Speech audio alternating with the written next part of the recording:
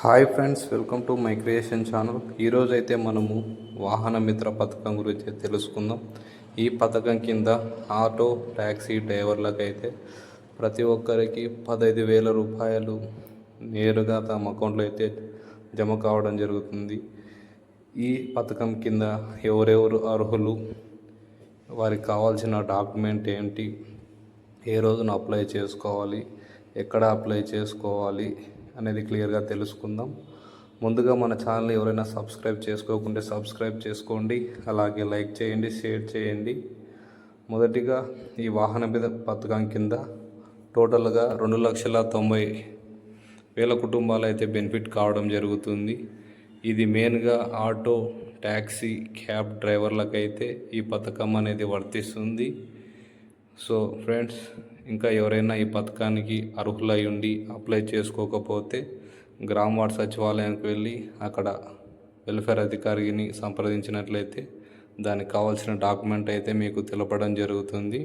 కాబట్టి ప్రతి ఒక్కరూ ఈ స్కీమ్ను అప్లై చేసుకోండి. ఎవరైతే వెహికల్ కలిగి ఉన్నారో వాళ్ళందరికీ ఎంతగానో ఉపయోగపడుతుంది. ఈ జీవోము గనక మనం ఒకసారి గమనిస్తే, ఈ ఆంధ్రప్రదేశ్ రాష్ట్రము మనకు జీవో నెంబర్ 33 అనేది మనకు క్లియర్గా మెన్షన్ చేసినారు. ఇది ఏ రోజు వచ్చిందంటే 13/9/2025 రోజున మనకు రిలీజ్ కావడం జరిగింది. ఇది ఎవరికి సంబంధించిన జీవో అంటే ఆటో రిక్షా మోటార్ క్యాబ్ వారికి సంబంధించిన జీవో. ఈ జీవో ప్రకారం మనకు క్లియర్గా తెలిసిపోతుంది ఇది ఎంత అమౌంట్ ఇస్తారు అంటే ఫైనాన్షియల్ అసిస్టెన్స్ కింద, అంటే ఆర్థిక సహాయం కింద ప్రతి క్యాబ్ డ్రైవర్కి అనేది 15,000 ఇవ్వడం జరుగుతుంది. ఇది ఎవరెవరికి ఇస్తారు అంటే ఆటో రిక్షా మోటార్ క్యాబ్ వాళ్ళకైతే ఇది ఇవ్వడం జరుగుతుంది. ఇక్కడ మనం క్లియర్గా మెన్షన్ చేశారు కదా. దాని తర్వాత మనకు ఎంత అమౌంట్ ఇవ్వడం జరుగుతుంది అంటే 15,000 అమౌంట్ ఇవ్వడం జరుగుతుంది.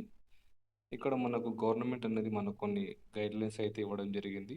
దాంట్లో గైడ్లైన్స్లో భాగంగా మొదటిగా మనకు ఇది జిఎస్డబ్ల్యూఎస్ అంటే గ్రామ వార్డు సచివాలయ డిపార్ట్మెంట్ ద్వారా అయితే మనకు ఇది ఇంప్లిమెంట్ చేయడం అయితే జరుగుతుంది. ఈ డేటాను మొత్తం మనకు 2023 డేటా ప్రకారం మనకు ఆల్రెడీ వెల్ఫేర్ అసిస్టెంట్ అధికారి లాగిన్లో అయితే డేటా పుష్ చేయడం జరిగింది. ఆ డేటా ఆధారంగా అయితే మనకు ఇది అనేది వెరిఫై చేయడం జరుగుతుంది. అలాగే మనం క్లియర్గా చూసుకుంటే ఇక్కడ మనము అబ్జర్వ్ చూసుకుంటే ఇక్కడ ఫస్ట్ పాయింట్ వచ్చేసి ఎలిజిబుల్ క్రైటీరియాలో ఫస్ట్ పాయింట్ వచ్చేసి మనకు applicant shall own and drive and అంటే అప్లికెంట్ ఖచ్చితంగా తన మీదనే వెహికల్ అనేది ఉండాలి, అలాగే తనే నడుపుతూ అంటే డ్రైవర్ అతనే ఉండాలి, అంటే వెహికల్ అతని పేరు మీదే ఉండాలి, లైసెన్స్ అతని పేరు మీదే ఉంటే మాత్రమే ఈ స్కీమ్కి అనేది ఎలిజిబుల్ అవుతారు. అంటే కాబట్టి డ్రైవింగ్ అనేది లైసెన్స్ ఒకరి పేరు మీద ఉండి వెహికల్ ఒకరి పేరు ఉంటే ఎలిజిబుల్ కార్ అనేది ఈ పాయింట్ యొక్క ఉద్దేశము. అలాగే అప్లికెంట్ అనేది ఖచ్చితంగా అదే లైసెన్స్ అనేది చెప్పుకున్నాం కదా, ఆ పాయింట్ అయితే ఇక్కడ మెన్షన్ చేయడం జరిగింది. ఇంకోటి మనకు ఇక్కడ ఈ 4th పాయింట్ అనేది ఒకటి గమనిస్తే అప్లికెంట్ అనేది మనకు ఖచ్చితంగా గమనిస్తే ఈ 4th పాయింట్లో వచ్చేసి the scheme is applicable to the owner of the passenger of auto rickshaw motor cab. ఇది ఎవరెవరికి ఎలిజిబుల్ అంటే auto rickshaw motor cab maxi driver మాత్రమే మనకు ఎలిజిబుల్ అనేది తెలిపి ఉన్నారు. ఓన్లీ రిక్షా ఆటో వారికి మాత్రమే ఎలిజిబుల్ అని ఉంది. అంతేకాని 4 vehicle or not eligible under the అంటే 4 వీలర్ వెహికల్ అనేది ఇందులో మనకు ఇన్ఎలిజిబుల్ అని చెప్పి ఉన్నారు. అది క్యాబ్ మోటార్ క్యాబ్ యూజ్ చేసిన వాళ్ళకు, మ్యాక్స్ క్యాబ్ యూజ్ చేసిన వాళ్ళకు మాత్రమే ఈ స్కీమ్ కింద వాళ్ళు ఎలిజిబుల్ అవుతారని మనకు ఈ జీవో ప్రకారం అయితే క్లియర్గా ఉంది. అలాగే మనకి ఇక్కడ 5th పాయింట్ వచ్చేసి ప్రతి ఒక్క అదే ఆధార్ కార్డ్ అయితే కంపల్సరీ ఉండాలని ఇక్కడ మెన్షన్ చేసినారు. అలాగే 6th పాయింట్ వచ్చేసి the applicant must be possessed అంటే అప్లికెంట్ ఖచ్చితంగా రేషన్ కార్డ్ అయితే కలిగి ఉండాలి, వైట్ రేషన్ కార్డ్ అయితే కలిగి ఉండాలి. అలాగే వచ్చేసి నెక్స్ట్ వచ్చేసి 7th పాయింట్. 7th పాయింట్లో మనకు the one house hold is eligible to అంటే ఇప్పుడు ఒక హౌస్లో 2 కానీ 3 కానీ వ్యక్తులు ఆటో కానీ మ్యాక్స్ క్యాబ్ కానీ మోటార్ క్యాబ్ కానీ కలిగి ఉంటే దాంట్లో ఇంట్లో ఒకరికి మాత్రమే ఈ బెనిఫిట్స్ అనేటివి జరుగుతాయి. ఇది దేని ప్రకారం తీసుకుంటారంటే, రైస్ కార్డ్‌ని ప్రామాణికంగా తీసుకుంటారు కాబట్టి, రైస్ కార్డ్‌లో ఒకరికి మాత్రమే ఈ స్కీమ్‌కి, ఈ వాహన మిత్ర స్కీమ్ కింద ఎలిజిబుల్ అయితే ఇవ్వడం జరిగింది. నెక్స్ట్ వచ్చేసి ఎయిత్ పాయింట్. ఈ ఎయిత్ పాయింట్‌లో మనకు క్లియర్‌గా మెన్షన్ చేసినారు. The ownership licence of different person in the same household is allowed. అంటే ఇక్కడ మనకు క్లియర్‌గా మెన్షన్ చేసినారు. ఏం చెప్పినారంటే ఓనర్ అనేవాడు, లైసెన్స్ అనేవాడు డిఫరెంట్ పర్సన్ అని గమనిస్తే మనకు the ownership and licence of different persons in the same household is allowed. దీ దీని అర్థం ఏంటంటే హౌస్‌హోల్డ్‌లో ఇప్పుడు ఫర్ ఎగ్జాంపుల్ తండ్రి పేరు మీద వెహికల్ ఉంది. కొడుకు పేరు మీద లైసెన్స్ ఉంటే వాళ్ళిద్దరూ ఒకటే హౌస్‌హోల్డ్‌లో ఉన్నా గానీ ఎలిజిబుల్ కింద వస్తారు. అంటే ఇద్దరిలో ఒకరికి మాత్రమే ఈ స్కీమ్ అనేది ఎలిజిబుల్ అవుతుంది. Ninth point. The vehicle shall be possess of owner and applicant. ఇది అందరికీ తెలిసిన విషయమే. వెహికల్ అనేది ఓన్‌గా ఓనర్ మాత్రమే కలిగి ఉండాలని చెప్పి ఉన్నారు. ఈ లైసెన్స్ ప్రకారం వాళ్ళు గ్రామ వార్డు సచివాలయంలోకి వచ్చేసి అప్లై చేసుకోవచ్చు. అలాగే 11థ్ పాయింట్ వచ్చేసి ఈ 11థ్ పాయింట్ నుంచి మన కింద వచ్చే పాయింట్స్ అన్నీ ఎలిజిబుల్, ఇనెలిజిబుల్ కింద పాయింట్స్ అనేవి రావడం జరుగుతుంది. అందులో మొదటిగా బెనిఫిషియరీ అనేవాడు ఈ వాహన మిత్ర స్కీమ్ అదర్ దెన్ స్కీమ్స్ కింద అయితే ఎటువంటి బెనిఫిషియరీ పొందకూడదని తెలిపినాడు. అలాగే 12థ్ పాయింట్ వచ్చేసి గవర్నమెంట్ ఎంప్లాయీ అనేవాడు అయి ఉండకూడదు మెయిన్గా. అలాగే 13థ్ పాయింట్ వచ్చేసి ఇన్కమ్ ట్యాక్స్ కట్టే పర్సన్ అయి ఉండకూడదు అని ఉంది.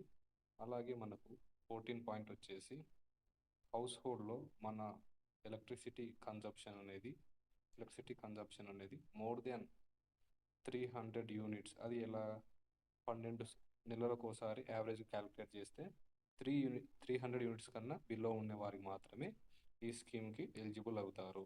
అలాగే 15థ్ పాయింట్ వచ్చేసి ల్యాండ్‌కి సంబంధించిన ఇది. ల్యాండ్ అనేది 3 ఎకర్స్ కన్నా వెట్ ల్యాండ్ అంటే తడి భూమి అనేది మాగాణి అనేది 3 ఎకర్స్ కన్నా తక్కువ ఉండాలి. అలాగే డ్రై ల్యాండ్ అనేది 10 ఎకరాల కన్నా తక్కువ నెలలు మాత్రమే ఈ వాహన మిత్ర స్కీమ్‌కు ఎలిజిబుల్ అవుతారు.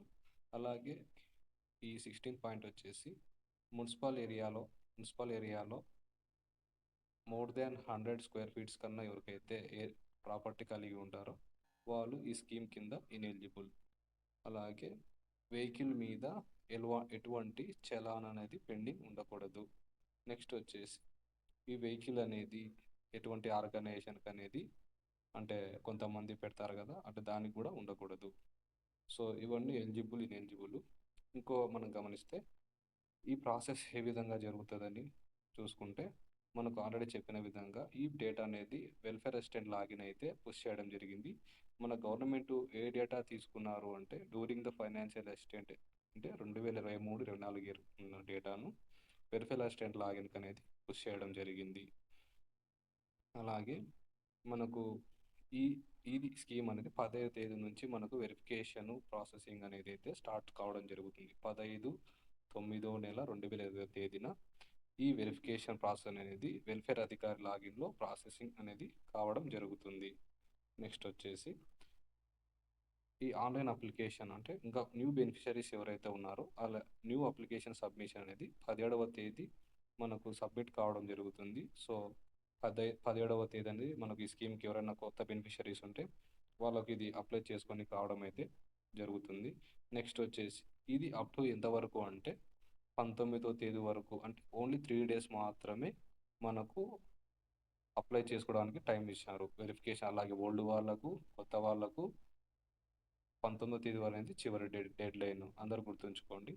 నెక్స్ట్ అనేది ఫీల్డ్ వెరిఫికేషన్ అనేది మనకు విడతల వారీగా జరుగుతుంది. సెక్రటరీ లెవెల్లో, డిస్టిక్ లెవెల్లో అనేది. సో ఈ ఫీల్డ్ వెరిఫికేషన్ అనేది మొత్తం మనకు ఎప్పుడులోగా కంప్లీట్ కావాలి అంటే మనకు సెక్రటరీ లెవెల్, డిస్టిక్ లెవెల్ అనేది 22/9వ తేదీ 2020 లోపు పూర్తి చేయాలి. తర్వాత లిస్ట్ మనకు 24వ తేదీ అయితే ప్రిపేర్ కావడం జరుగుతుంది. ఈ డేటాని మొత్తము ట్రాన్స్పోర్ట్ డిపార్ట్మెంట్ వాళ్ళు మరొకసారి వెరిఫై చేసిన తర్వాత ఫైనల్ లిస్ట్ రెడీ అయిన తర్వాత మన గౌరవ ముఖ్యమంత్రి అయిన నారా చంద్రబాబు నాయుడు గారు ఒకటవ తేదీ ఈ స్కీమ్ అనేది లాంచ్ చేయడం జరుగుతుంది. సో అందరూ గుర్తుపెట్టుకోండి. ఇంకా ఈ స్కీమ్ ఎవరైనా అప్లై చేసుకోకుంటే అప్లై చేసుకోండి. ఏవైనా డౌట్స్ ఉంటే మన యూట్యూబ్ ఛానల్లో కామెంట్ చేయండి. మేము దాని రిప్లై ఇస్తాము. ఇంకా దీనికి సంబంధించినవి మీకు ఏమన్నా డాక్యుమెంట్స్ అలాగే కావాలంటే ముఖ్యంగా ఆధార్ కార్డు, రేషన్ కార్డు, మన వెహికల్ సంబంధించిన డాక్యుమెంట్స్, అలాగే క్యాస్ట్ సర్టిఫికేట్, అవన్నీ ముఖ్యంగా మేజర్గా మనం ఇక్కడ చూసుకుంటే ఇక్కడ ఏ క్యాస్ట్ వాళ్ళు దీనికి అప్లై చేసుకోవచ్చు, మనకు ఏ కార్పొరేషన్ కింద మనకు వస్తుంది అంటే Reddy corporation, Brahmin corporation, SC corporation, Kamma corporation, ST corporation, BCA, Kapu, Aryavysya, BCB, minority corporation, BCD, Christian corporation, BCE, EBC corporation, Kshatriya corporation. టోటల్గా 15 కార్పొరేషన్ కిందనైతే మనకు ఈ వాహన మిత్ర అమౌంట్ అయితే మనకు జమ కావడం జరుగుతుంది ఫ్రెండ్స్. కాబట్టి ఇది మంచి స్కీము. కాబట్టి ప్రతి ఒక్కరు ఈ స్కీమ్ని యూజ్ చేసుకోండి. ఇంకా డౌట్స్ ఏమన్నా ఉంటే ఈ కామెంట్ సెక్షన్లో కామెంట్ చేయండి.